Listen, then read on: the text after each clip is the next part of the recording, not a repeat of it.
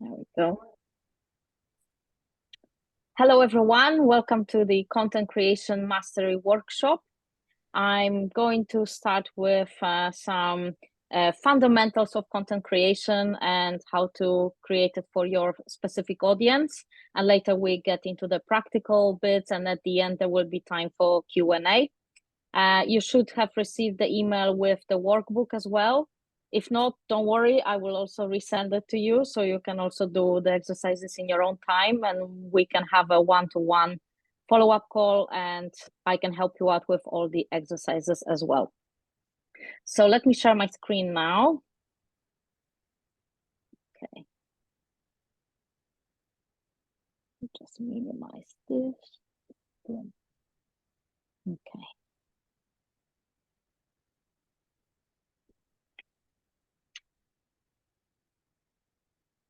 Okay. Okay. So first of all, we will start by basically I'm going to tell you basically what we're going to cover. So what is the importance of content creation? And obviously, how do you connect it? How do you use it in order to connect it with your audience? How can you actually plan your content when you are struggling for ideas and consistency? Then we're getting into generating the ideas, creating the compelling content, the very practical steps, social media content, and Canva. How can you actually use Canva as a brilliant tool for all your type of content, whether it is stories, videos, static content, etc. Then we get into the content types and formats, visual content creation, and content distribution and engagement. So content, it establishes your expertise and trust. So if you have a think about it, when you are choosing whether to purchase some solution or a product or anything, you're usually doing the research, especially if it's something that is like requires a high level of investment. Then you basically research whether it is if you're investing in some sort of therapy or other coach or a mentor, you're checking their expertise, whether they have any testimonials. And the first thing you see when you go on any of their social media platforms is their content. Later, you may check their profile, their branding, and what you see, whether it is pleasant to the eye, that kind of establishes in your subconscious mind, it actually suggests whether you trust this person or not. And obviously, it doesn't come straight away. It requires a amount of time, and it requires consistency. So if you just see a couple of posts now and then, and you see them on just one social media platform, you may not necessarily trust them until you basically build that connection with them and maybe have a conversation. When you see different value from them, that's why the content establishes your expertise and trust, and we'll get to it how. So it helps you to expand your reach and impact. What do I mean by that? It basically helps you to reach different people, because the more consistent you are, you can start the algorithm or the mechanism behind the social media works in a way. The more consistent you are, you can actually reach more people that are not within your connection circle, within your friends list, etc. And if you're using your business page as well as your profile, well, unfortunately, with the business page, you would need to pay in order to reach more people. But generally, because obviously most of the social media platforms want you to pay to expand your business. That's their business, basically. So in terms of the building a personal brand when it comes to content, when you, for example, show your face, when people see your content and they see your face that goes with the text that you write, it basically builds that connection. It links the person's photo or their look with the words they are writing. So whether you share not only educational and informational content, but also a little bit about your lifestyle, about your life, so they can get to know, like, and trust you. And it's not only through your expertise, but it's also a little bit about your values. So that is really, really important.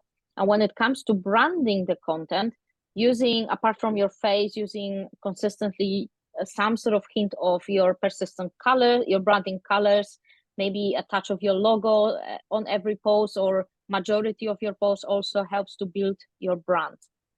And the first thing that people see on their feed is basically they're going to associate, if you have the consistent branding on your content, they will associate, oh, that's the post from Jan, that's the post from Maggie, that's the post from Brian, and so on and so forth.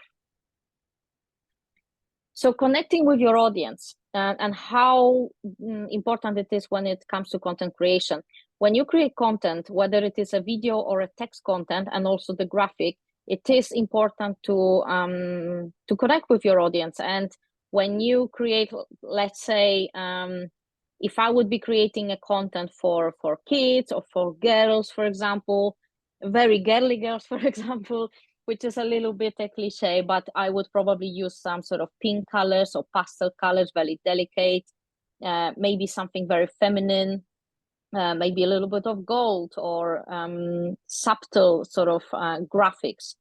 And that is to do with knowing your target audience.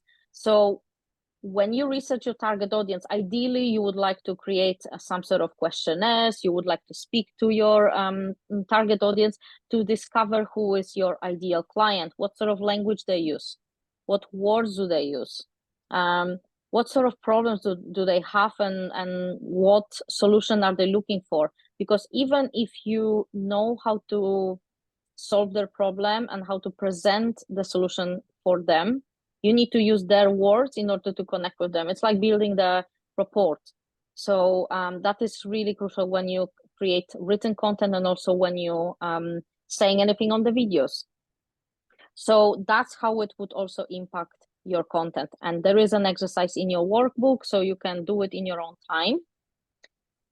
So there is what you need to write in your workbook when you create your ideal customer avatar or customer persona. You need to think of like, what fears do they have? What problems do they might have? And write them down and use it within your content. Use those words that they use. You may go on forums, you may do questionnaires, you may have conversations, and just write it down, the list of all the problems and challenges, all the list of their desires and wants. When I started, I thought that everyone wants money and villas, and actually money is actually not the biggest drive for people. It is the freedom that they give. So you cannot talk, for example, within your content, in terms of holistic coaching, for example, or coaching in general, people want the freedom. People don't want to maybe worry about their family, the security of their family, and so on and so forth. So this is really important to clarify for yourself in order to create the right type of content, the right type of text for your content. And also demographics, which is first thing that people start with, like, what is the age group of my ideal clients? What do they like, or what are their hobbies? That's not always necessary in the case of personal coaching or personal development of therapies, for example. They may have different passions, they might have different hobbies. If something is really important for them to, for example, heal from trauma or change their career, they will look at something different. Their want will be different. So, but it really is important. For example, when it comes to age, there are coaches who are helping parents with kids, and or teenagers, or maybe if I would be helping, like, let's say 35 or 40 plus. So I'm always aiming to go to approach my clients as myself. So like so that would be like 40 plus or 35 plus, for example, because that's the age I would be ideally communicating with. While, for example, if I would be talking to a 20-year-old, they're using already a kind of different language, different slang, different words. I have a niece who is 21, and she has completely different style of talking than me right now.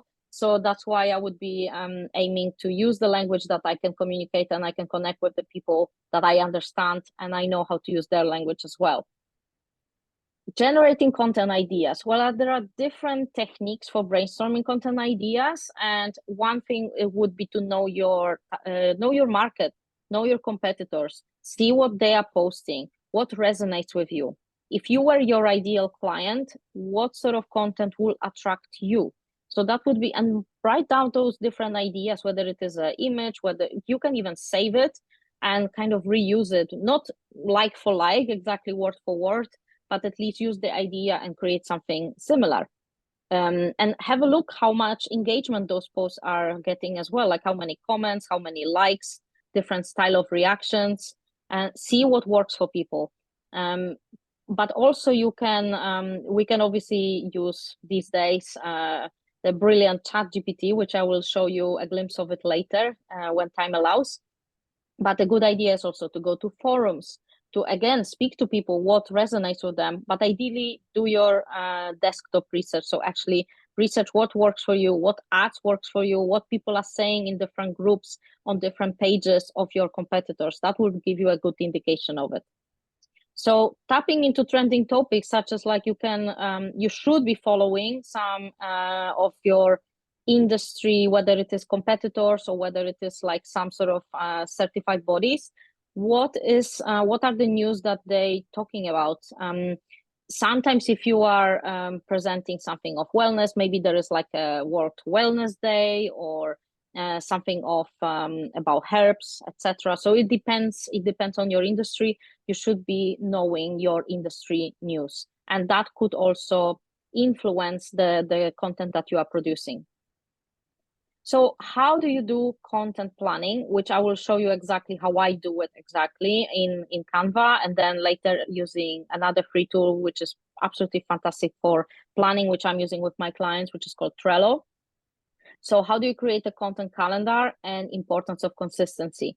The calendar can help you with it, because when you're looking at the whole month as a whole and you think of like, what type of content will I post here? If you wait till the last minute, like sometimes we all do, you will maybe come up with some idea that may not necessarily either be spot on the time, or maybe you will not create any sort of sequence of content that will lead to your workshop, for example, or to your book sale, or to your classes, or any other type of play shops, workshops, or webinars. So it is important to create that sort of interest around it with the right sequence of content. This is, for example, and this is an example of this kind of planning. So you can literally just print a simple empty calendar from Monday till Sunday and have a think of what are you going to post on each day, ideally on each day, maybe at least 3 times a week. For example, when it comes to Facebook and LinkedIn, you should be posting at least 3 times per week. LinkedIn, not necessarily every day, but Facebook, ideally, what I have checked, it is best to post every day.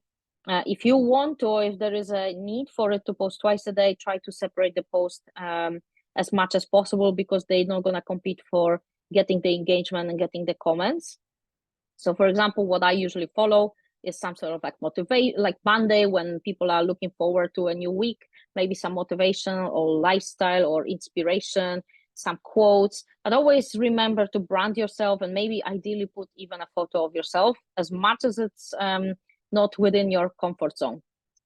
On Tuesday, I would maybe suggest some education about either problem or solution, maybe a little bit about what is out there on the market to help create to help your potential audience, your potential customers, to build their knowledge about, so they can make educated decision about picking the right solution for them. So similar about Wednesday. Thursday, it could be some sort of advice, maybe something with a humor, maybe a tester, a case study, a solution. You can, if you have a website, if you have a blog, you can also take them to more expanded piece of content, which will be a little piece to intrigue them on the posts. It can lead to a blog post. On Friday, I would suggest either on Thursday or Friday, you can mix them up. Some sort of like what I call a soft sale. It actually shouldn't be a sale. It actually should intrigue them to check out their solution, and maybe even something for free that they can get, like whether it is an ebook, a free mini course, or a challenge that you may start the following week. Something to invite them to start building your email list, for example. On Saturday, not necessarily, depending on your business. You can post something more lighter because people on the weekend tend to spend time with their family or friends, so they like to be entertained. They want to switch off from business, or something like of a lifestyle, what you are doing, whether you're hiking, cycling, meditating, spending time with the family. It's really good to show a little bit of yourself. As you can see, proportionally, it is the little bit, just so they can get to know you a little bit more. Now, Trello, which is a brilliant tool that you can actually set up your free account, which I'm going to show actually in a second. It is great for planning content and ideas, and I'm going to show you an example now. So in here, I show you how to use a free one. So once you just go to Trello.com and set up your free account, you basically will have an empty board without all those lists. Okay, so here I have created a few different lists. So you can add a list as simple as add another list that will be basically empty to start with. So you can put content ideas and collect all the ideas here. You can either create a screenshots and drop them off. I will show you what does it mean as well. You can put let's say posts, so you can create a list of posts, etc., etc. So that's how you would add a list. Now in here, I already have post ideas. You will have add cart, add cart. So you just click on it. You say, let's say it is, I don't know, idea 1, idea 2, whatever. And then you're going into that cart and you can basically type in anything like, let's say healthy recipes from, I don't know, butternut squash, just because it is autumn. Okay.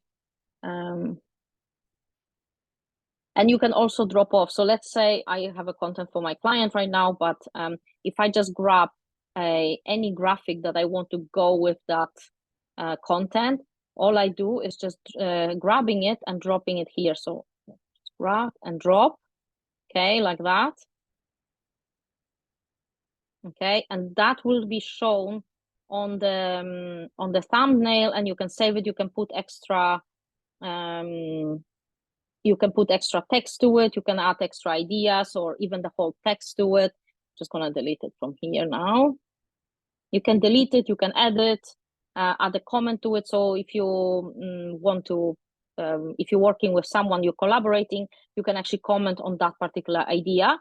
You can create checklists. So if you, for example, wanting to have blog ideas, you can just name it as blog ideas, create a checklist, and let's say blog ideas, boom. And let's say blog 1, let's say exercises. Okay, and then so on and so forth. If I click blog 2, you can tick them off as you create them later down the line. So that would be how you create and use Trello. Now I'm going to show you the example of how I'm actually using a Trello with one of my clients. So, well, this is really built it because I built it over nearly 3 years right now. But I have like scheduled, I'm creating posts for the next month. I have something that will be then scheduled, and I literally drag and drop it. So I can just grab it and drop it in here. So that way you can also organize yourself and create your calendar, create your content in advance, which you don't need to have to think about. You can just download the Trello app on your phone and you can post it from your phone. Because whatever you do on social media, I strongly suggest to do it from your phone. You can create it here, then open the app on your phone and save the image, copy the text, and I show you that in a minute as well. And then you can basically post it directly on social media. Let me just check if there's any comments. Little fire. I hope you're okay, Ingrid. Sorry. Right, so basically this is how you would schedule the whole month. So these are all the posts from November that I created. So that way you can plan in advance the whole calendar and how you can do it. And now I'm going to show you what you can do on your phone. Let me just connect it.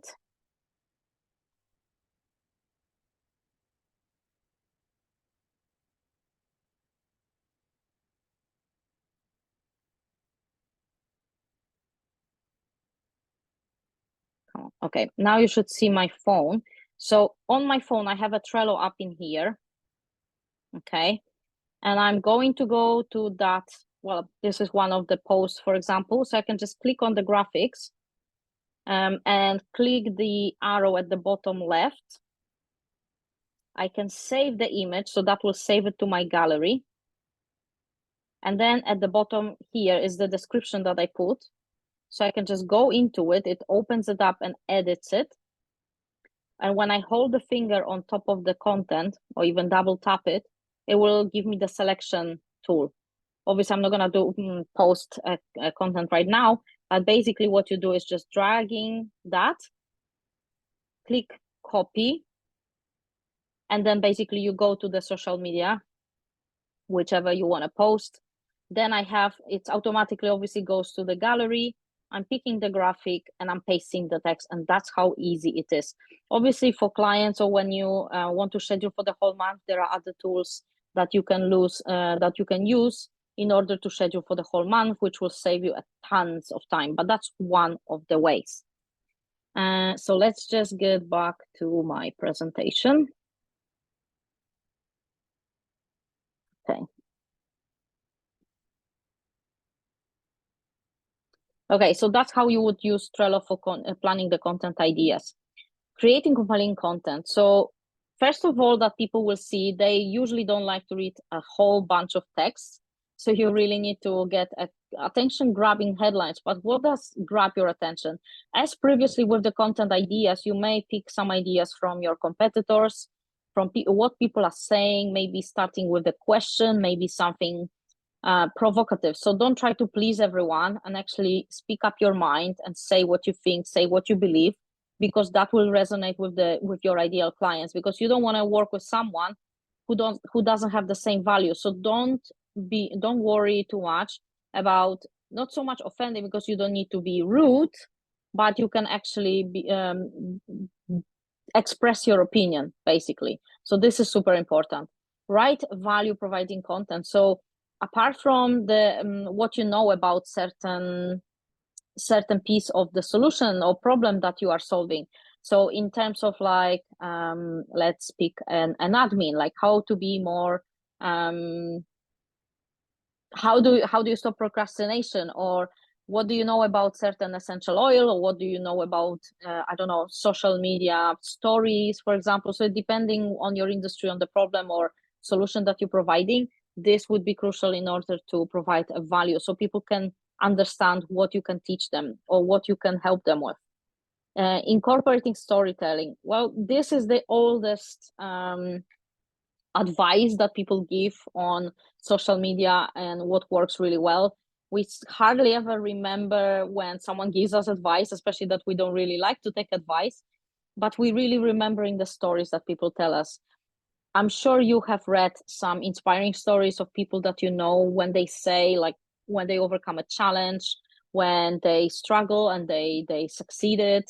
That's really compelling. And sometimes even sharing the same problem can resonate with people. So if you share your story, people that go through the same challenge could reach out to you, or maybe they comment, maybe they will react, and that will be your point of getting in touch with them.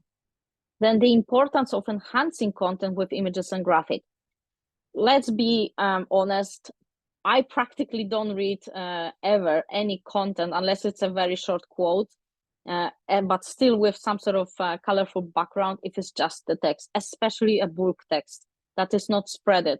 I don't know, I've never been diagnosed with any dyslexia or anything, but I always struggle with reading. So when the content is actually spread and there have like a gaps in the text, that is really working well. When you use the emojis, they are there for a reason, maybe not overdoing it, but it is important to use it because it gives the extra touch to it, and it really gets attention, especially that the icon the emoji that you use can represent what's in the text, whether it is a mood, whether it is an item, etc. So social media content, you need to tailor it to different platform, and pretty much the Facebook, LinkedIn, and Instagram, you can use like a square type of post. They each have a different size, but if you use Canva and create like a square graphic. Usually it is pretty good for Facebook, LinkedIn, and Instagram. It will be slightly different for Twitter, or what is called now X. They actually changing it a lot, and now you are actually allowed to do different style of graphics and videos and story size, and like sort of similar to a TikTok or to a video in a vertical way. So you need to tailor it for different social media platforms. It will be different for a post. It will be different for a story. So posts are usually the square graphics, while stories and any sort of videos should be really now these days in the vertical way. You can actually Google like what is the size of each platform, social media post, story, video, etc. So now it is good to mix up the type of content that you provide. Try not to use only the content like in a written way. Maybe mix it up. Always use the different things that are provided for you. They are there for a reason. So there is a story that is that everyone can see, but it's only being seen for 24 hours. While the live is always more engaging, and maybe people can actually react, ask questions under the live, and you can answer it in a real time. Then there are reels, which are basically to correct the spelling anyway. So you need to create reels. Reels are basically short form videos that you can give one tiny little tip that they can implement right away. I love writing, so my things is post, but I'm also trying to create more videos as well. And some of the lives you can also, if you're not confident with a live, you can at least create videos. That's what I was starting with, and I have uploaded the recorded video later on. And you need to understand social media algorithm, so the mechanism that is behind of your content visibility. So Facebook works well. I call it karma marketing. You give before you receive. If you would like your content to be seen, if you want engagement and reactions and comments from your audience, spend some time before you post and actually engage with your audience. Sometimes they may not comment back, but they will, at least it will trigger the algorithm, it will trigger the mechanism, and your post will be seen and shown to more of your connections or friends list. So in terms of Canva Basic, I'm actually going to show you exactly how do you use it in more expanded way than the traditional like Canva free training. So it is a user-friendly design. I absolutely love it. I use it for everything. You can create a free account. I started with free account and I use it for nearly 2 years for free, and it's brilliant. But it is definitely worth the investment to pay, even for the pro version, because it gives you bigger library of images and videos and even sounds, and generally more options, which will be very useful. And choosing the right template, which also provides you, so you don't really need to Google necessarily the size of the image or video for different social media platform. You just look for the right template and you can use it right away. So what are the different types of content and what are the formats? So the format would be, as I mentioned earlier, that would be the written content, video content, live, reels, stories, etc. They all have a different purpose and they being seen in a different way and by different amount of people. Because, for example, stories, as I mentioned, can be seen by all your friends because they are at the top, and the only livelihood is 24 hours, while the content is being visible to around 5% of your friends or connection list when it comes to Facebook and LinkedIn. While on the Instagram, you need to post a little bit more and engage in order for your content to be seen. So it tends to be even less. There is no exact number, but it is around those the same similar percentage.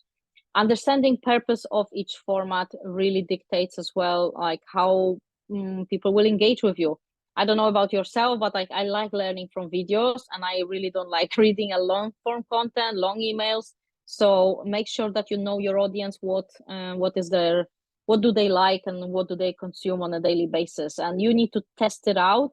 You don't always need to post short form content just because your audience will like it or maybe they will engage, because sometimes you cannot provide enough value when there is only 3 lines of text or the video has only 20 seconds. So make sure that it is the right fit. In terms of visual content creation, as I mentioned, the video and the graphics, it should be visual appealing. It should have some sort of aesthetics to it. And don't worry, even if you are not, if you don't consider yourself as that you don't have an artistic talent, don't worry, because there are very simple rules that you can just bear in mind when you create, and you can use the couple of different colors, especially when you choose colors for your brand. I would suggest maximum maybe 3 and stick to it for at least 6 months to 12 months. If you don't like it, change it and rebrand it later. But I would strongly suggest to pick something that you're going to stick for a while, so you can actually build that brand consistency. The same goes with fonts, different fonts for your titles, different fonts for post or image text that will draw attention. And possibly, like if you have a website, then obviously you may have 2 other fonts maximum, but stick to the same font so people can get used to it. It's like, oh, this is from you, and this is branded, this is consistent. That's really important. And if you don't have really any idea, or if you really don't feel like, if you are sniffing, if you have a cold and you don't feel like taking a photo of yourself, take some images when you're feeling right and use them later. Alternatively, Canva, and there are other royalty-free images libraries on Google that you can Google, and those can give you really a lot of different type of content. But I wouldn't use it just on its own. I will show you how to mix them up. So time-saving content creation hacks would be actually mixing them up, and how you can use it is basically copy the previous image, so you have the same branding style, and you just replace the image and the text. But the font stays the same, the logo can stay in the same place, even the layer of your color graphic can stay the same in the same place. All you do is changing the graphic behind it. In terms of content distribution and engagement, as I mentioned, karma marketing, give before you receive. So basically, spend some time, at least 15 to 20 minutes is crucial if you want to get more engagement and your content to be seen by bigger audience. Most of all, engage before and stay consistent. So post every day for at least a couple of weeks, and you will see the difference. Even after already a week or 2, you will see difference in engagement on your post. But always stick to, always use some sort of graphic. So don't only put a bunch of text that is hard to read, because no one's gonna stop and read it. So that would be the theory part. I'm going to stop the recording and stop sharing before I get into the practical bit. Okay,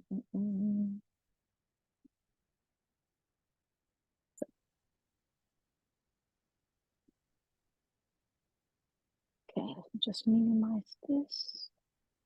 So let's get to the practical side of content creation. So when it comes to Canva, to start with, presentation, what is it? I have too many tabs open now, but okay, this is the homepage. Okay, so when you set up a free Canva account, which I'm not gonna talk you through because it is really easy, you just go to canva.com, create a free account, and basically if I go to the homepage, I have a Canva Pro, but it doesn't look any different to the free one. You will have sort of this interface where you have your projects on the left-hand side, so some sort of left side menu, and the top menu. In here, you will have your projects, templates, some brand folder, which apparently is going to disappear, so I'm not sure what they're going to do with it, but it doesn't really matter. And most important thing is creating the design, because that's what we are after.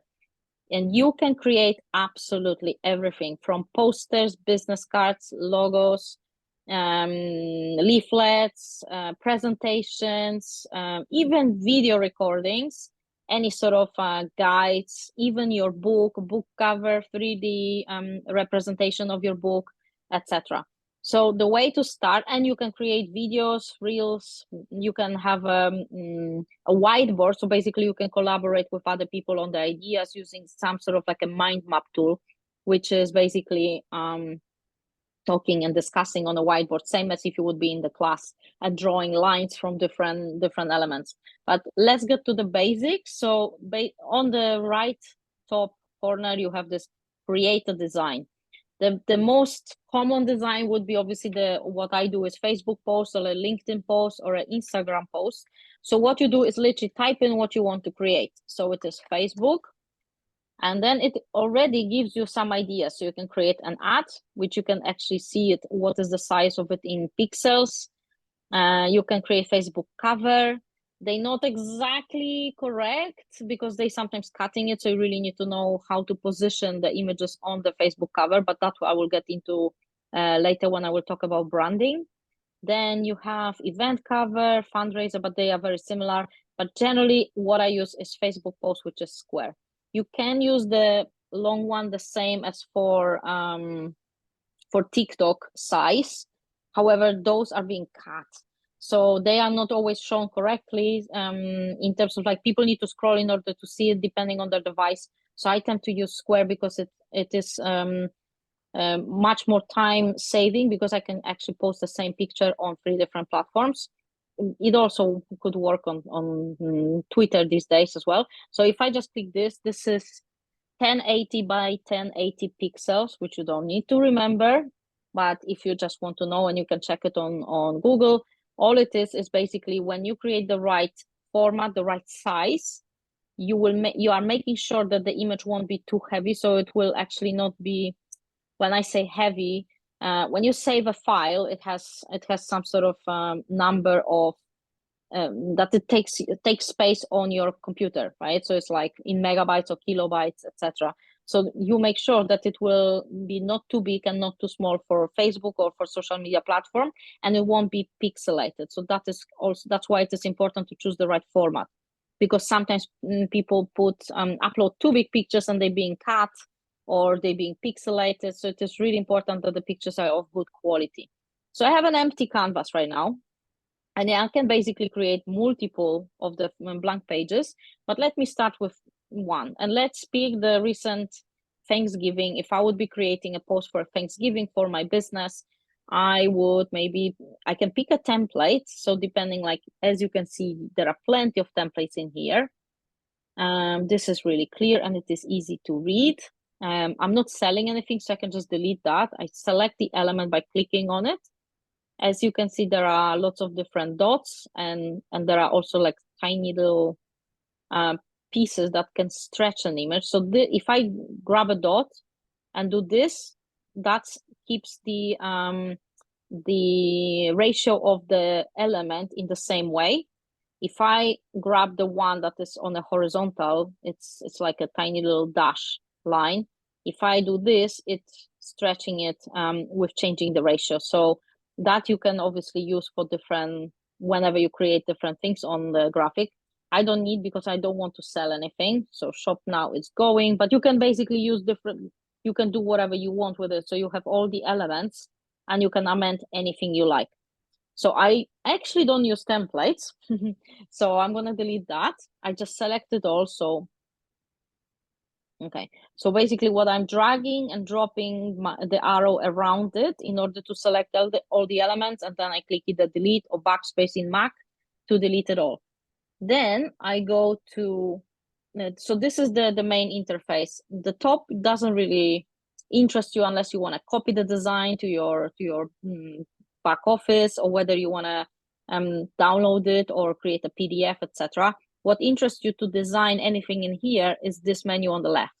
So you have the text, you have different elements, you can access your projects from here.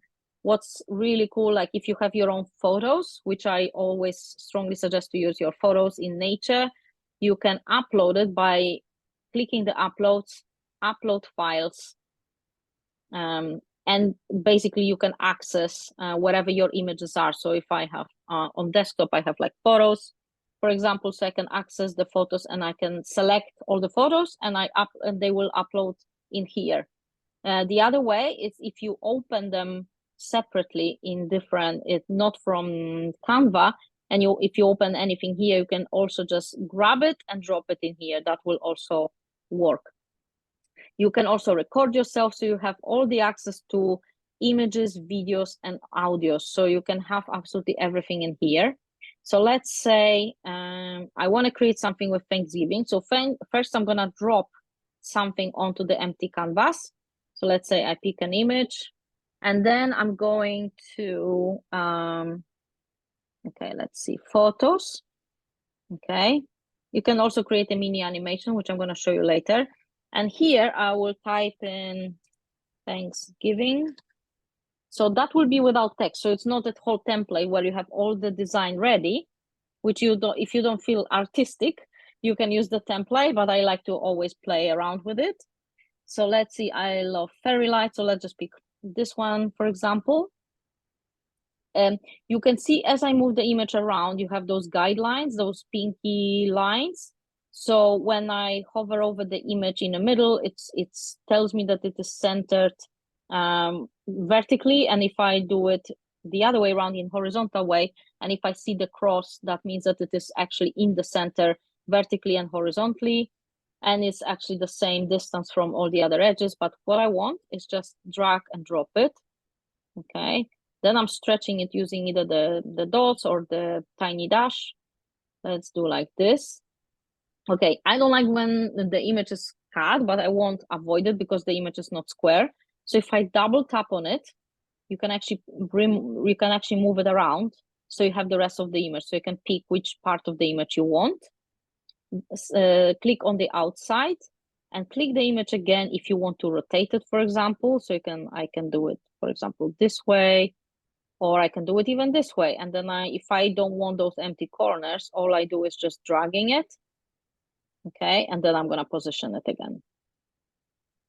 If you don't like it, if you wanna go back to what you had, you just click those arrows, or you can click Ctrl-Z to go back to the previous, to undo your move.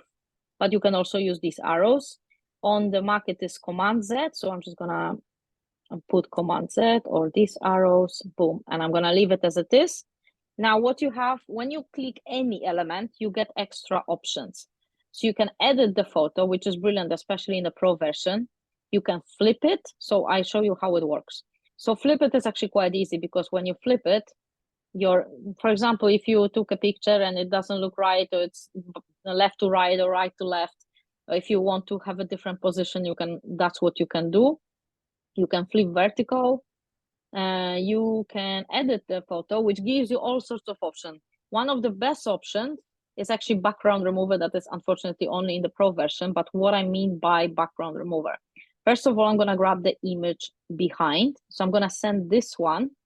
So I click this element is selected. So when I click the position and I have the picture of me behind it and I want to see it to grab it, what I do is click position, and I can either send it to the back, or I can click on layers and I can drag and drop it to the layer to the layer that I want. And it goes exactly as you would naturally think about it. So I put it below the image that I want. So that way it repositions the layers basically the way I want. And obviously the more layers you have, this is the easiest way to find the right layer.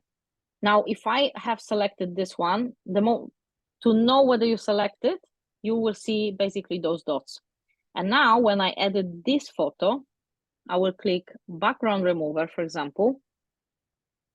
So you don't need to play with Photoshop or any other fancy, expensive, time-consuming tools. And all I have is the photo of me.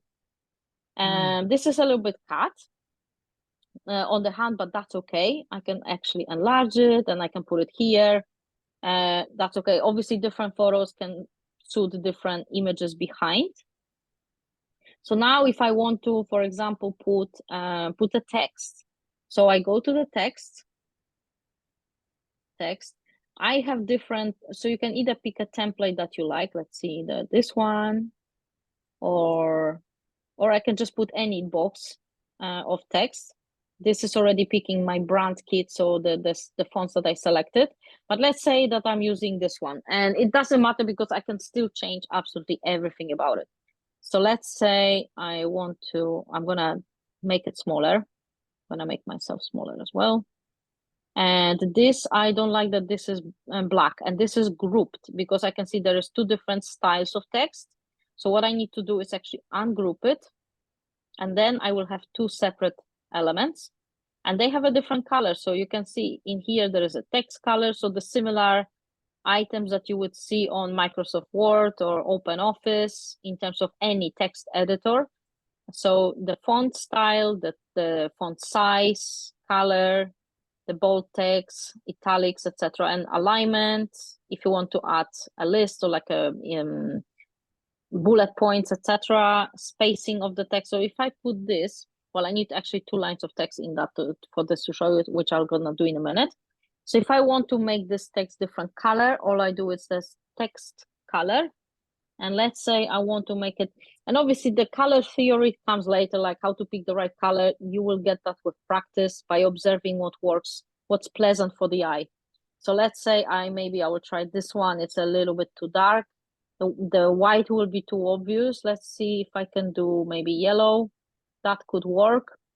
I can also customize the color. So if I don't like any of these, as you can see, I can put the plus button, add a new color, and it will give me the range of colors, and I can just move it until I get the right color that I want. This is like a slight, like a pale yellow. So let's just pick that.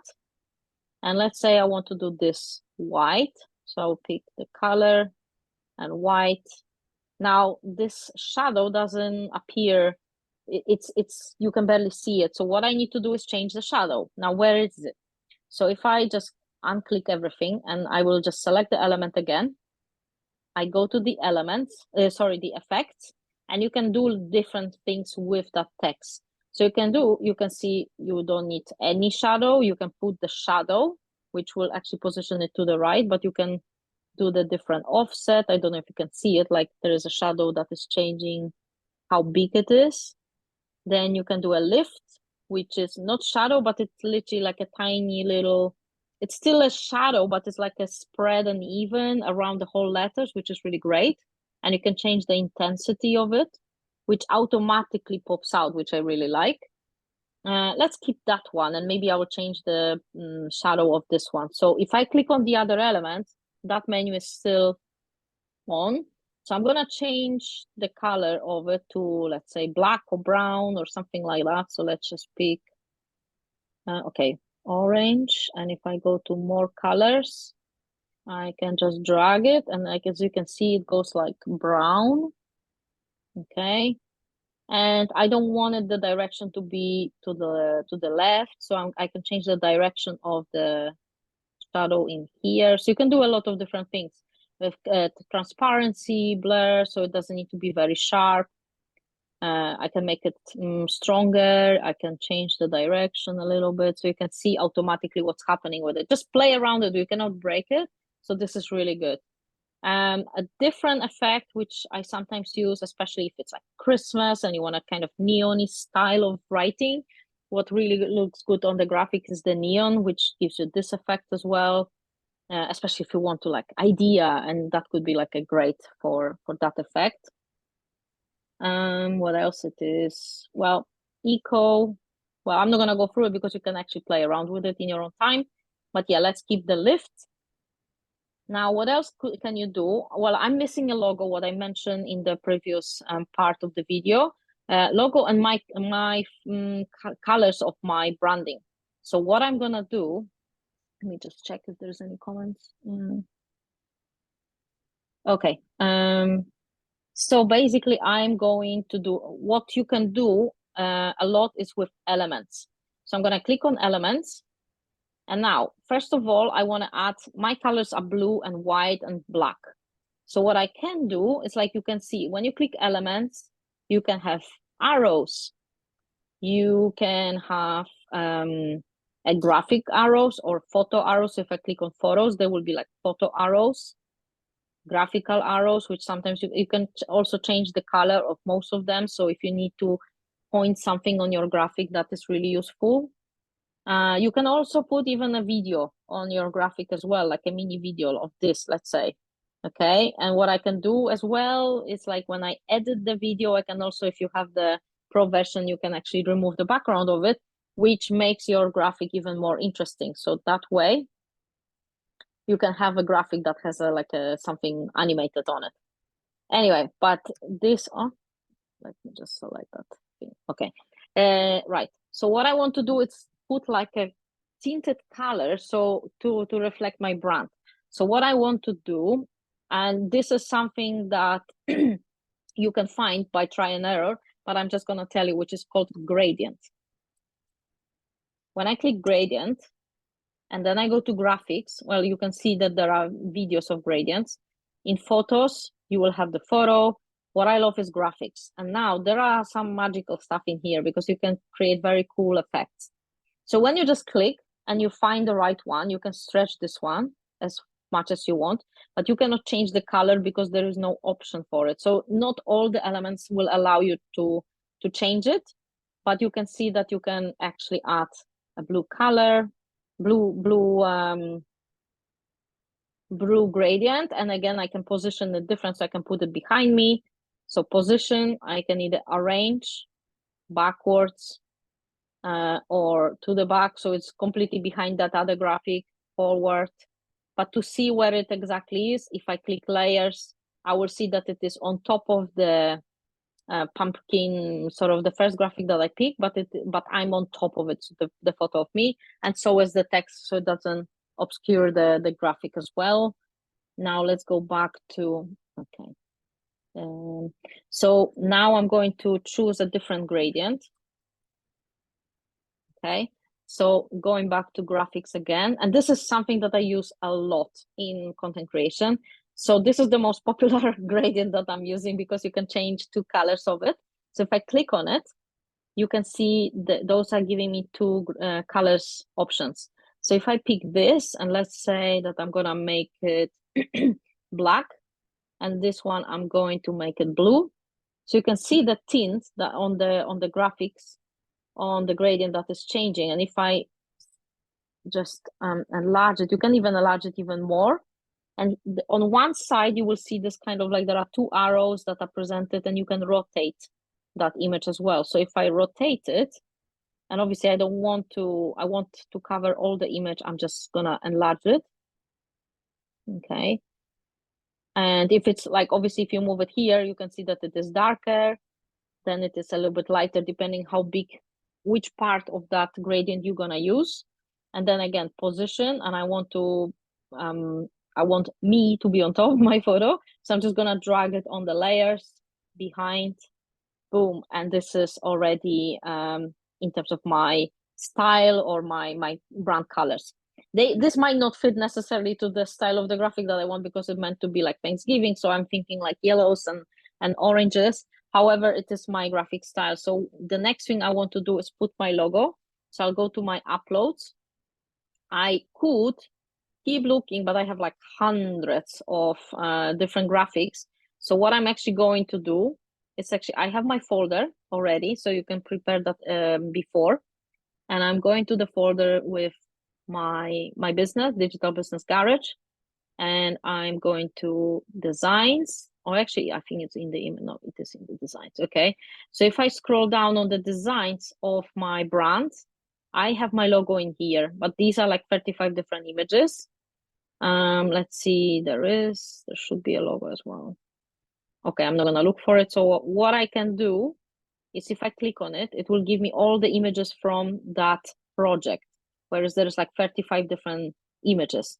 So I want to pick this one, and when I click on it, it asks me to add it as a new page or to replace the current image or current page. I don't want to replace the page because I already have the design.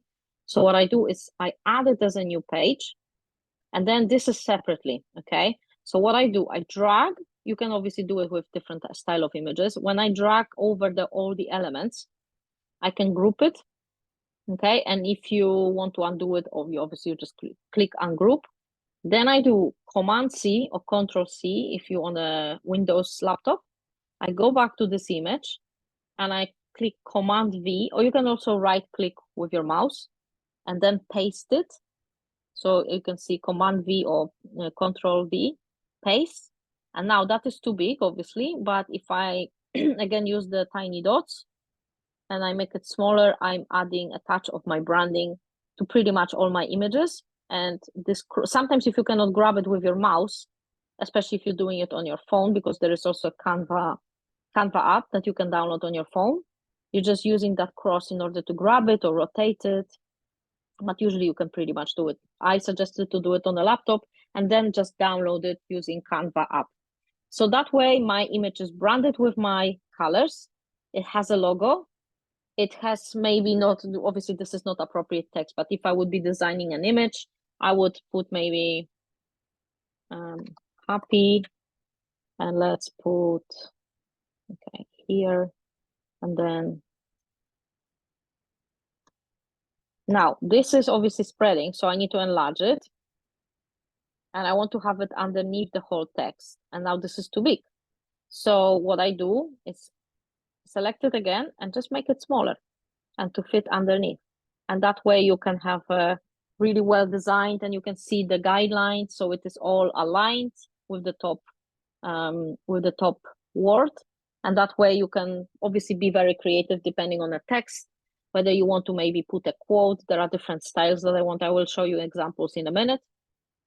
So what you want to do, instead of creating every single time a graphic for every single post that you're going to do, what you just need to do is duplicate page. That way you have, I can delete myself because I'm not going to do that. I can maybe keep the text, keep that sort of the gradient, and all you do, or what you can also do, is click the position, go to layers, and delete the image that you're not going to use anymore. So I just click backspace or delete. Boom, it is gone. And now I'm going back, scroll up, going back to the photos. Okay. And let's say I will want to create something Christmassy. I love Christmas. So let's say Christmas, or whether I can click normal Christmas, and I can pick part of the Christmas tree. And again, I do the same thing. So I'm preparing the image that I want to use on my social media, whether it is with text or without text. And let's see, I want to make it more here. So sometimes you need to maybe sometimes pick a different image if it's too cropped.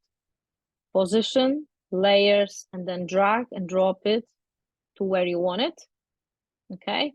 Or arrange, send to the back. That way you have your logo, the same colors, same style, and all you can do is just either change the color or change. You can obviously, like, I would suggest to use the same font depending on the need, but generally you can just put Merry Christmas. Okay, and now this text is way smaller. So what I can do, obviously, is just enlarge it. Okay, I don't have that dot on the other side. Sometimes when it's too small, you won't see the dot, and you can change the alignment to the left. So this alignment, by the way, when you click a few times, you can align it to the left, spread all over, and like centered. Well, sorry, this is centered, left, right, and equal. Okay, so I'm gonna use alignment to the left, and then I'm gonna align this one to the left, and that way it will always pick the same left alignment with both words. And then I'm just making it smaller, and this is more or less in the same place. So you can see that it's very similar style. Sometimes I'm moving the logo in a different place. Obviously now you don't see the logo too much. So what I can do, still similar colors, I just rotate that. Boom. Okay, and maybe I can move it around. So because it's a little bit dark, okay. You can also change transparency of an object. So whatever you do, for example, if I want to change the transparency because it's too dark, I can use the transparency tool and I make it lighter. You can always check how much. It doesn't need to be exactly so, but like let's say 50, but it doesn't really need to be the exact. Most important is using the similar style and colors in your designs in order to keep the branding consistent. So there we go. We can even make it less transparent, more transparent, etc. And let's put the color. Where is that? It is in the wrong place. Hold on. So I can put the color for my logo basically. Because I have the blue one. Okay. So remember when I put the blue transparency behind, that's where it is. Okay, so that's okay, for example, and you that way you can create different style of graphics, keep repeating, keep prepare posts for the whole month. Now I'm gonna show you some examples that I created for different people. Projects. Okay, so this is actually I'm creating for, this is actually November. So this was the post for November that I did. So you can see I created her logo in one corner, but I'm sometimes moving it around to mix it up. So sometimes it's on the left, sometimes on the right, but generally it is usually on the top. Then there is her photo. So it doesn't need to be photo in all over the image. It can be just slight, like very small in the corner, just to indicate that it is you, so people can recognize you and associate the image with you. Very similar colors for the gradients as well. I create in Polish and in English. So here that's why there are two similar images. It's just different language. Then it doesn't necessarily always need to have the gradient because she has this sort of background for the text. Sometimes I'm using different photo in a different corner, but you can see that there are different ways of creating consistent branding. So that's one option. Now let's see. Excuse me. So right now, I will show you, for example, in terms of branding itself. Oh, there we go. What I did is for a client as well. So if what you can create is just a couple of different templates for images, and then just keep copying it and just changing the text. So you pick a different font, or you pick your font and you keep the same font, the logo in one or two corners maximum, so you have different styles. So this one is on top, one is on the bottom, different photos, and the background with the gradient underneath the text. So you can see different styles of the gradient as well, different colors. All are this lady's colors. If you want to make it more visible, you can also put extra gradient to make it a little bit darker beneath to see the text a little bit better, but usually it works pretty good. And in terms of the branding, okay, bear with me, John. I'm gonna be with you in a second. Or hold on.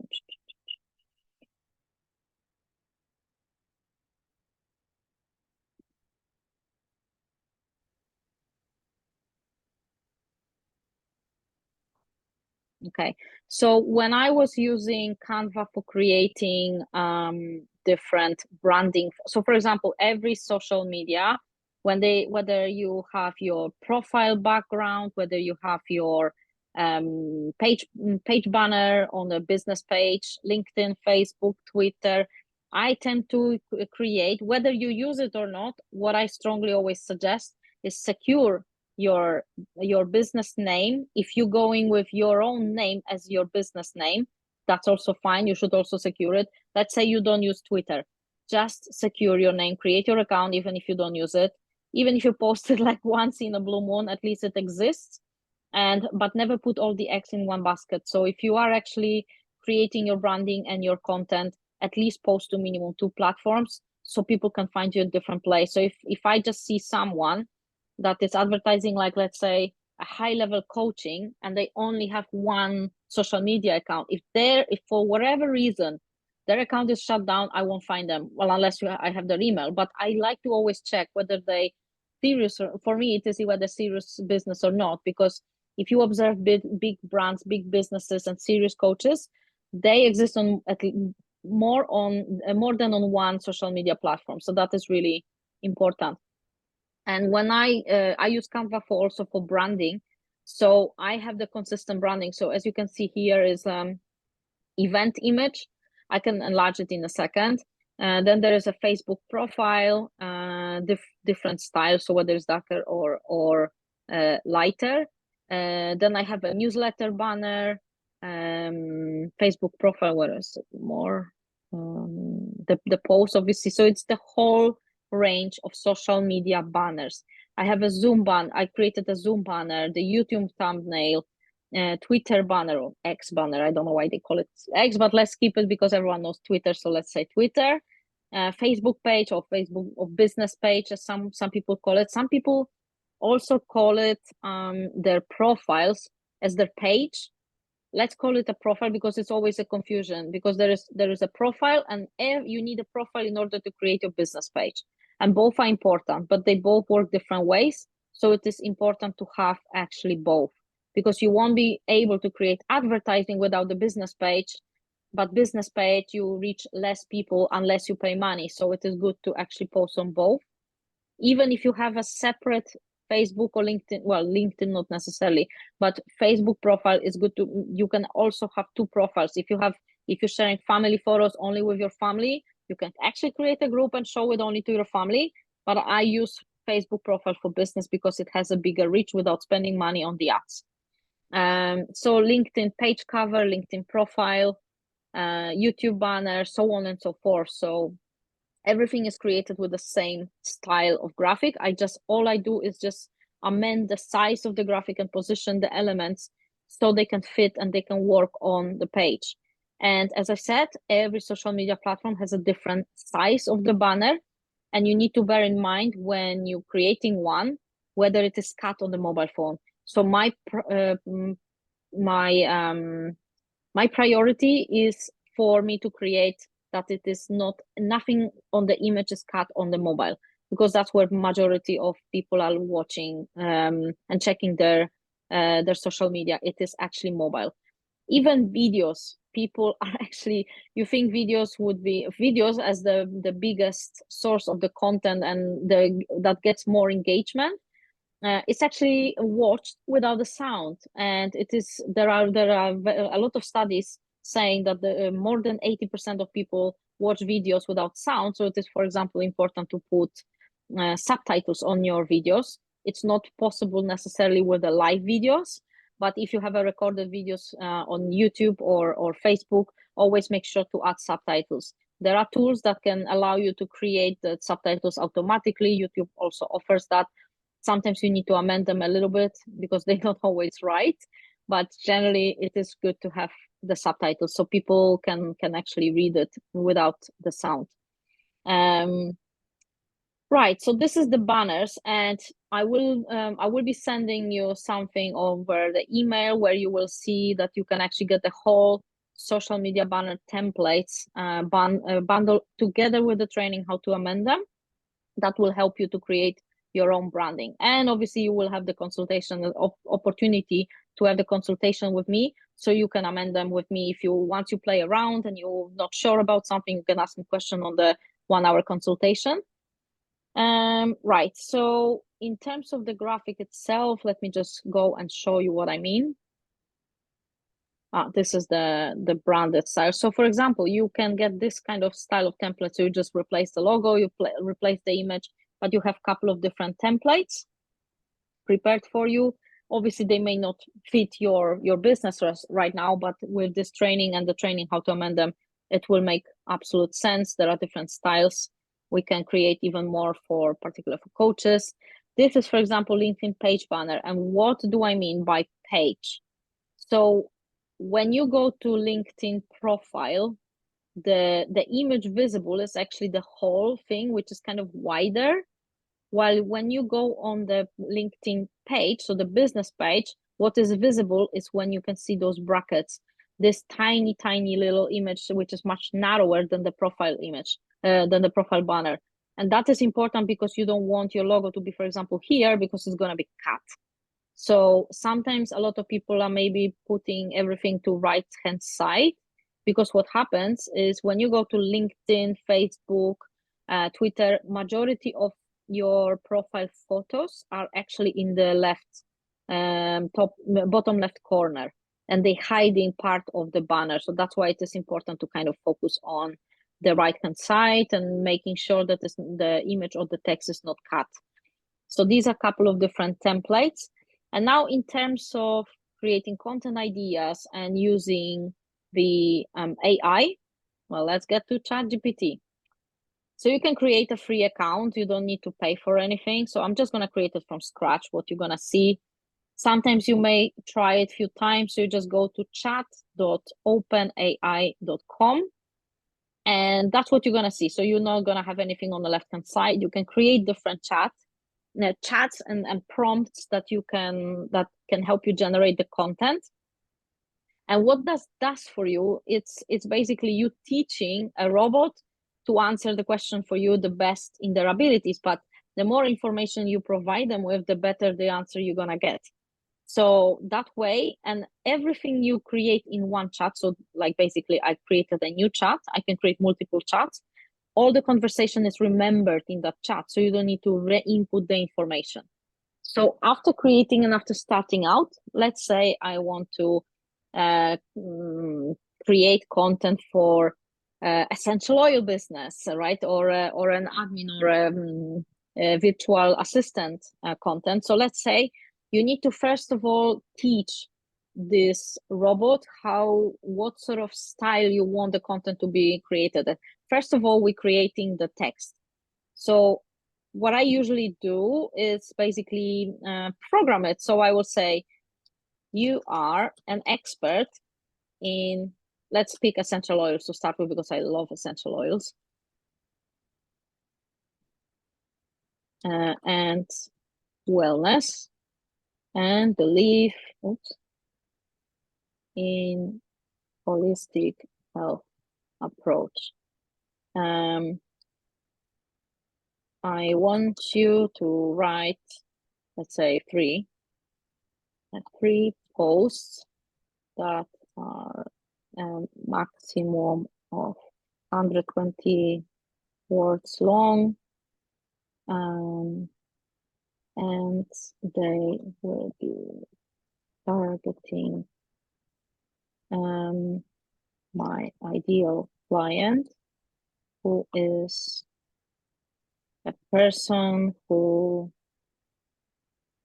have skin problems. I don't know, I'm making it up right now. Have skin problems and back pain. So what I also can do is actually prompt it to ask me questions that are needed to create those. So ask me anything you need in order to create those posts. Okay, and I just click enter. Hold on, let me just refresh it because I'm not sure if it is.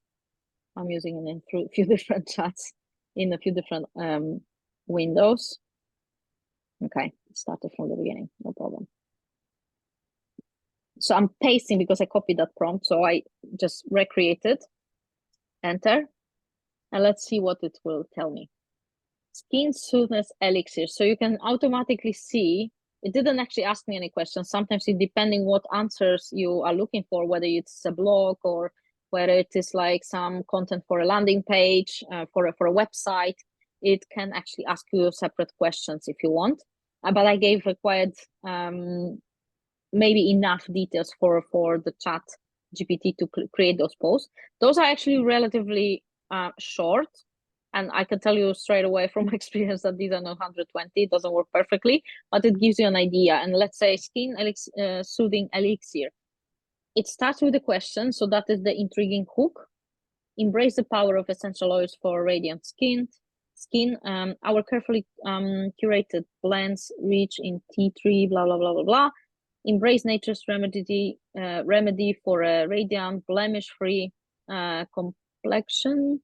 Your skin deserves the best, nourish it holistically. Okay, so I can say expand on post 1 to make it longer, 250 words. Okay, let's see what it does.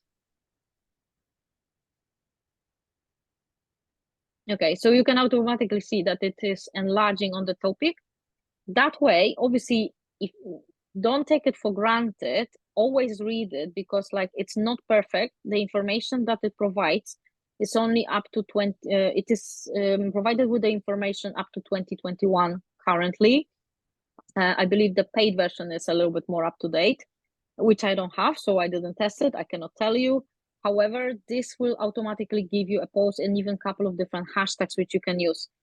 Knowing your expertise, when you read it, you will know whether it is right or wrong, but at least it gives you an idea. And this is how you can create some content, which you then, I literally just can either, you can actually say whether it is right or wrong, you can rewrite it. And what I do is just copy it, okay? And whether you post it in your notepad or whatever, or you can just go to Trello. Okay, let's go back to my board, the test board. Test, content, blog ideas, post ideas. I'm adding an extra card as essential oil post, and I can put one, add card, then go into that card, and I'm pasting. So right click and paste, or Control V, paste, and I have one content. Then I go to Canva and I'm creating a graphics with something that will intrigue them. So what I usually do, before I paste that content into the social media, I am breaking it down. So I always make a couple of different lines. You will never see me posting a text that is like bulk text, because even for me, it is hard to read. So usually I break it like maximum 1-2 lines in a, it either can be like this, or even some people do it with two break lines, and then I'm spreading it apart on Facebook, and actually even now on LinkedIn. People still use hashtags, but actually it's starting to recognize that any word is a hashtag, really. So on Instagram it is still important, and on TikTok, but not necessarily on Facebook and LinkedIn. If you do want to stick with the hashtags, especially on LinkedIn, use up to between 3 and 5. 5 is already maximum. Facebook, as you can see, some people use it, some people don't, but there is no need, because if you are researching something for a content, you will find it regardless if the people put hashtags. So and let's see, how would I create a content, a graphic for it. So this is what they will see. So I don't need to use this as for the graphic. I usually use something that will intrigue them just with looking at the graphic. Skin soothing elixirs, for example, I would use something short. So if I just copy that, and then I will go to, what am I? Okay, here. And then projects. Okay, and the recent one. Okay, let's go to this. And I will let's just copy it. I will delete this. Move that from there. Delete. And then I am going to post, so I'm going to delete that because it doesn't really fit. I'm just going to use one type of font. Oh, there we go. I already have the text. Now I need something with essential oils. So I go to photos and I type in essential oils. Okay. Oh, look at this. Someone can probably recognize this. Slightly.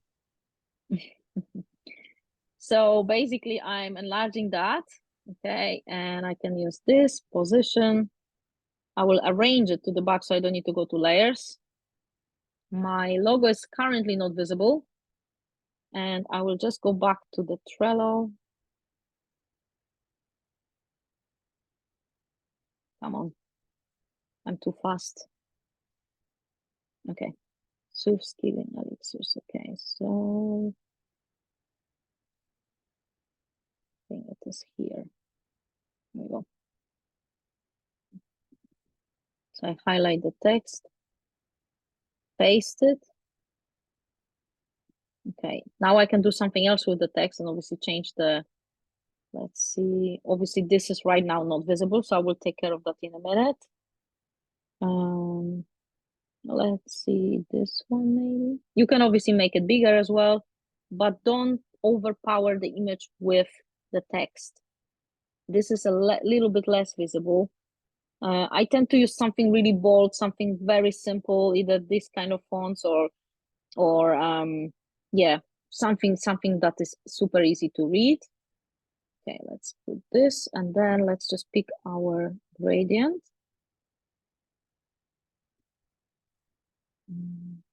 Okay, let's pick maybe purple and maybe blue. No, too light. Okay, let's just leave it like that. I still don't see it, so either I will move it here or I will need to add something extra. So effects, shadow, I will pick a black shadow. I don't know, I tend to like the text with the with the white text on a darker background. And what I will do is offset it nearly to maximum. I will reduce the transparency, and maybe direction is okay, actually, it's fine. And that way it automatically stands out even though it was just white. If it's still too small, if you think that your audience may struggle, then just enlarge it or add extra gradients. So for example, I will go back to elements, gradient. Let's pick, and there is black one. So if I just add this one here, so it doesn't obscure the image, and I just add it here, then I go to position, layer, so I want to see where it is. All I want to do, okay, on top of the image, but so the text is always over, so is the logo. So now both are visible, but you can still see what it is, and you can also add your photo to the image as well. You can also position it in the middle, but let's keep it here. Now, how do you do those kind of your own photos instead of on the whole thing? Rather than using, if you don't have the Canva Pro and you want to use still your image without cutting the background, what you can do is basically in the elements, you go to frames, okay? And here are picture frames, okay? So you pick this, whichever frame you like, and I'm talking about those frames, okay? Because those will allow you to paste your photo in that frame, and it will cut that photo to the shape that you can see. So I'm just gonna pick, for the sake of it, I'm gonna pick the circle to show you. Then I'm gonna go to uploads, and let's pick my photo. Okay, now I have two elements. So what I only do is, like, once I selected this, if I hover over, it's kind of, you can see that it's dropping into the frame and it cuts over. So now that I selected, I can just make it smaller. And now what I can do, because I like it making maybe a little bit more luxurious or whatever, like what works is like in a different color for the frame to stand out, or maybe some gold. So what I can actually go is like, let's say gold circle. So you really work with your imagination. So let's say I can use this one. So you can see that this is actually already empty inside, maybe too dark. Even if I use this one and I put it behind in a minute, just let me make it smaller. Boom.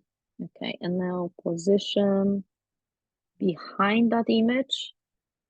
Then I make it smaller.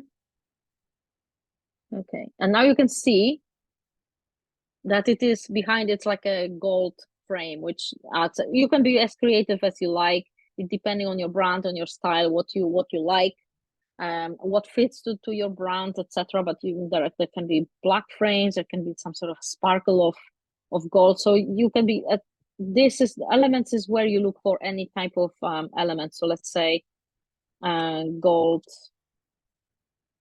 glitter, for example, and you can sparkle it with a little touch, and you can enlarge it as well. So you can play around, especially for Christmas, or this one is even better.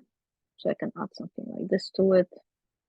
Okay, so that way you can be as creative as possible, and until you get it right, basically, and it will come with experience, obviously.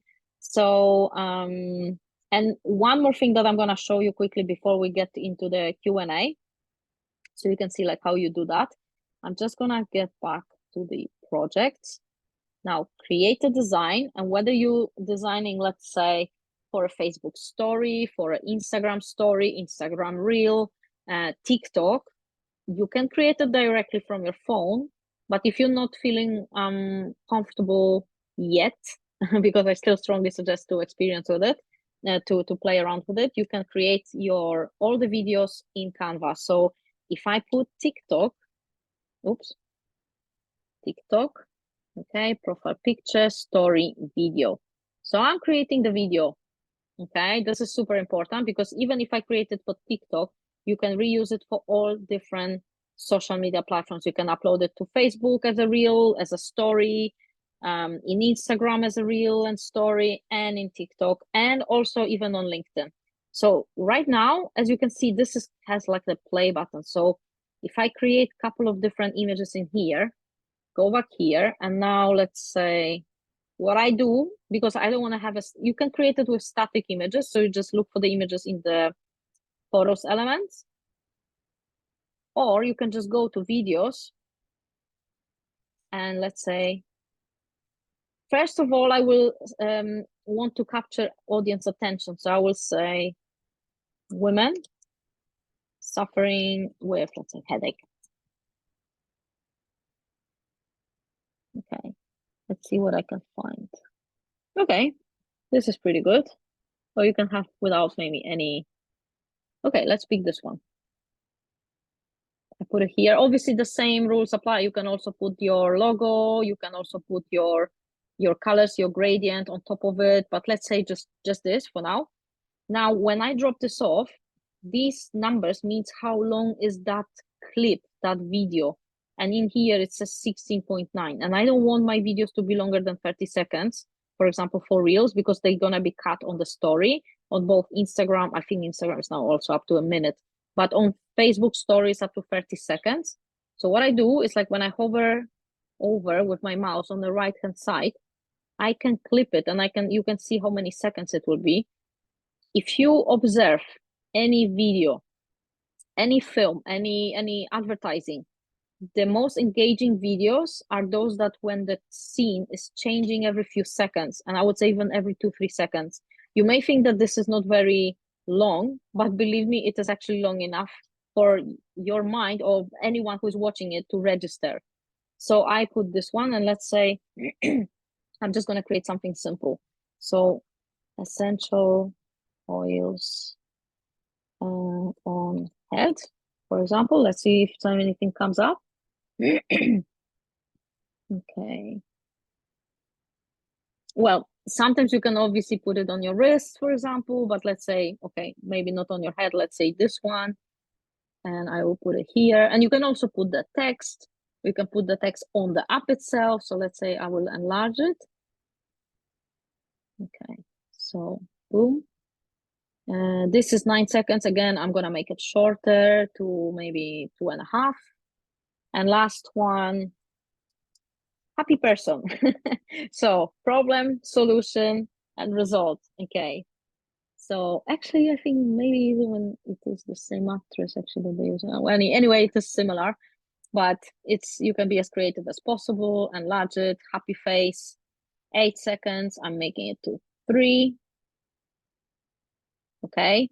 And obviously you can add the text, logo, etc. I'm not gonna go through it because the sequence of doing it and how you add it is exactly the same.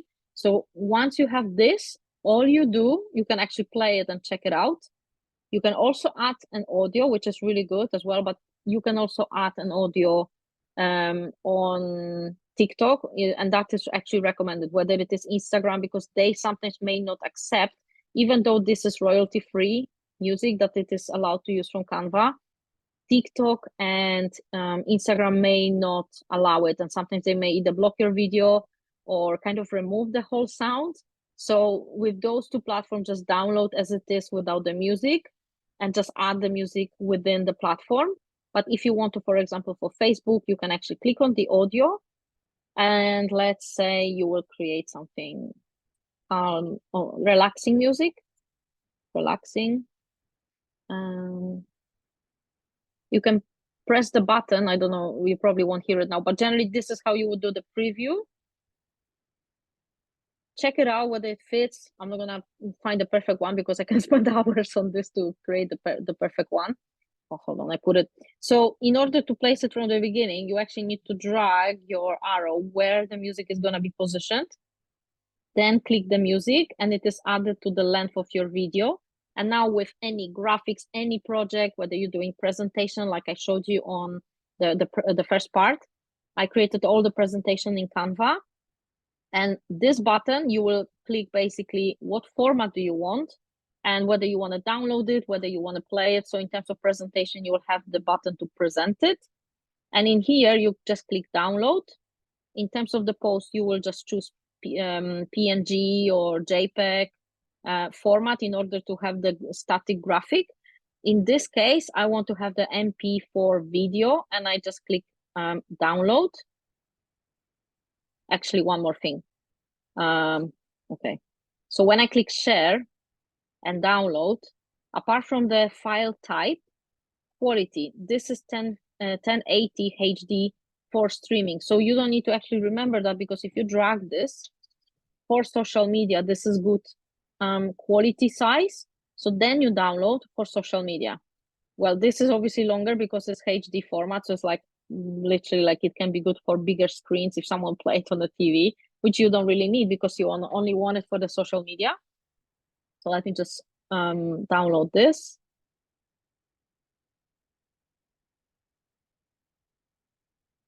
Okay, that's gonna take forever. Either way, once you download it, you can basically open the Canva app. Actually, I'm gonna open it now so I can show you. So once this is generating, you can also, instead of downloading it on your laptop, what I would actually suggest, because you're gonna upload it directly to social media, and it is any device or the mechanism, the algorithm of each social media platform can actually see whether you're uploading from what device, whether it is your phone, your laptop, or your tablet, and it will recognize and it will show to different people. Believe me, it works better, especially if you're adding new connections. Do it from your mobile, because it will allow you to add more people as well. So basically what you do is, I have my Canva on the phone, so I'll just have it here. Canva. Okay, and let me go to the latest post. So go back home. Okay, and then if I refresh it, projects, designs, all, because I'm still in my folder. Okay, so that should be in untitled design because I didn't name it. Okay, so this is my video. It is with the sound. So I click in the top right corner, this.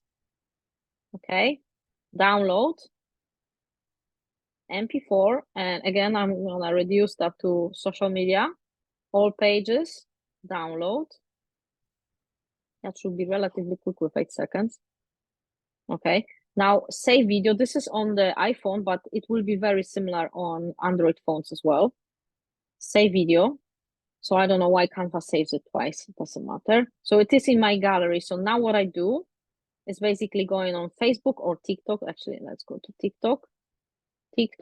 And what you do is clicking the plus button, and instead of doing the live, okay, you can actually click the upload on the bottom right corner, upload, and there it is, the last video. Boom. And then you basically follow the steps. You can add the different sound in here, but there is no need. If you're talking on the video and you're adding the music, you need to click that arrow here. Then you scroll. Oops. Okay, I didn't add any music. So if I add a sound from here, let's say calming, relaxing, whatever, calming music. Okay, and I will just pick any for the sake of it. Click. Whenever you add music from here, it's actually two music at the same time, from the video and from this. I click the arrow on the right corner, and if I scroll, there is volume. Original sound is from the video, which I'm gonna maximize and minimize the sound added. Okay, confirm. Okay, I'm gonna switch off so it doesn't distract.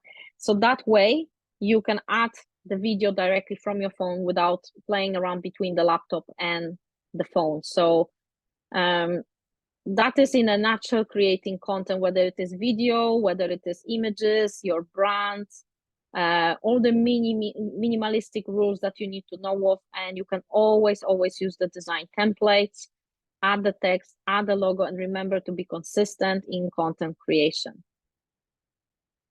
So I'm just gonna Actually, no, I'm gonna keep going with the Q&A, so you can go back to it if anyone would like to share their thoughts or whether you have any questions. Please unmute yourself if you have any question, or if you raise your hand, I will unmute you. That was awesome, Maggie. You showed so many great things that I've been knowing people do, but not any idea where to start. Especially, I love the part about the gradient and how you can just add in your brand colors to everything you do and just get that little subtle, oh, that's Ingrid's jam in there, you know. And yeah, that was really great. You covered a ton of stuff and real simple. Like, these are all things that would be easy to implement and get going. And thank you, because I've been wanting to get into doing some social media. So this was exactly what I needed. Yeah. Thank you so much. I'm glad you did enjoy it. Any questions? Any other comments? One question I had, Maggie, at one point you said, I think the layers or the layering was a pro feature. And at one point I thought you said it wasn't. And I just wanted to clarify whether it is or it is. Actually, I didn't use it before because that's a new feature. I believe it is in the free one. Okay. What is in the pro is the background remover. Oh, okay. Okay. Usually you have like this kind of like a star and it says pro when it is not available in the free. So you will know. And sometimes you can pay for just like, it used to be credits, but now I think they just, and believe me, it is not really expensive. So it is tiny little thing that it gives you so much freedom, but it free one is absolutely fine. But just let me know when you create it, or when you will be doing something, just send me a message and I will gladly help out and let you know. Thank you. Thank you. No problem. Brian, any thoughts?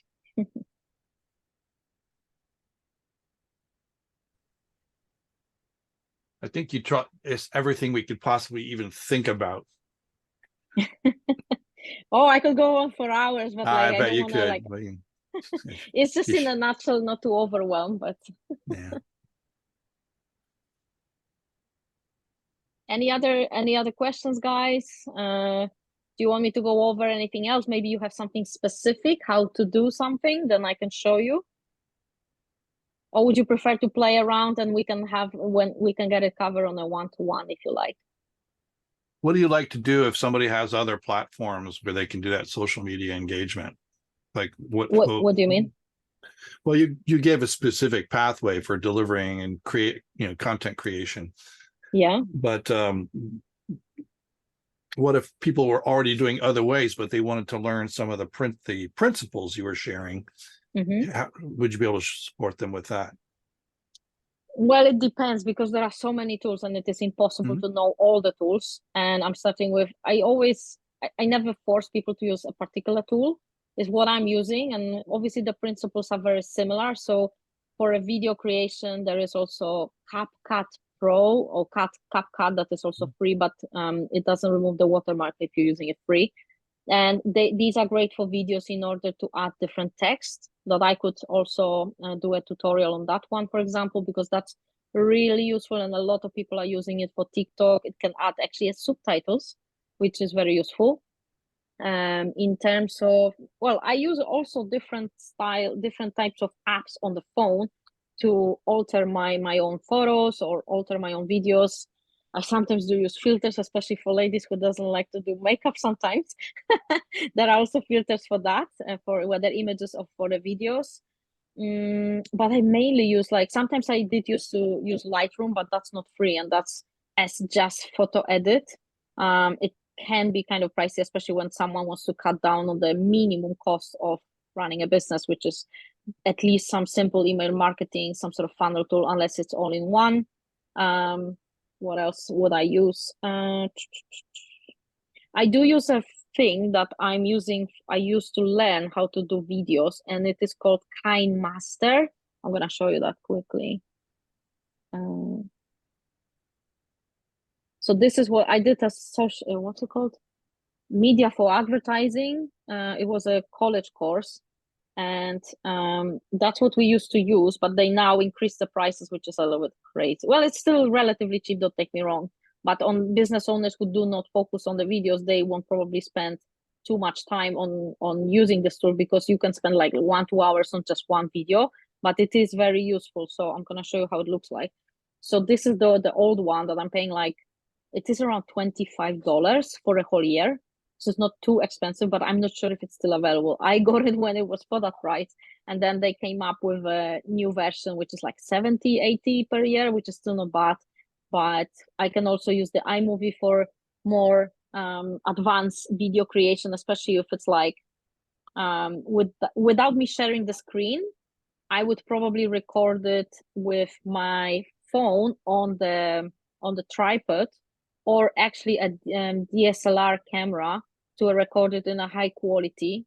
If I record videos for like my website, etc., I literally use my phone video feature and record it, and then I am amending it in this KineMaster program, or, well, this is actually quite extensive, but or the iMovie, or as you can see, the CapCut.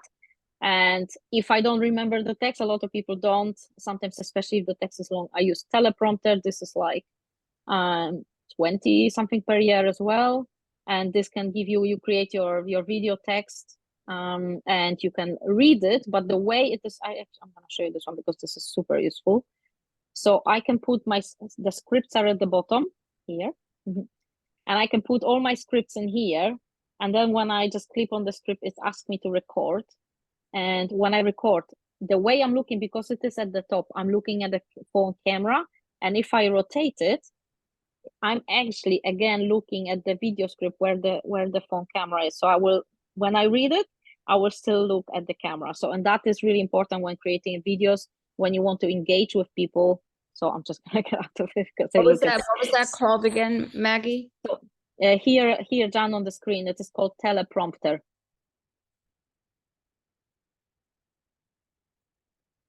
So I'm guilty myself that I don't remember, and sometimes I'm talking obviously from my heart, don't take me wrong, but if I want to create a script that I really want to say, tick all the boxes what I want to say, I would use teleprompter basically, at least to start with. But later, like, I want to expand on the public speaking, so I hope that this will be next and I won't need to use any teleprompter soon.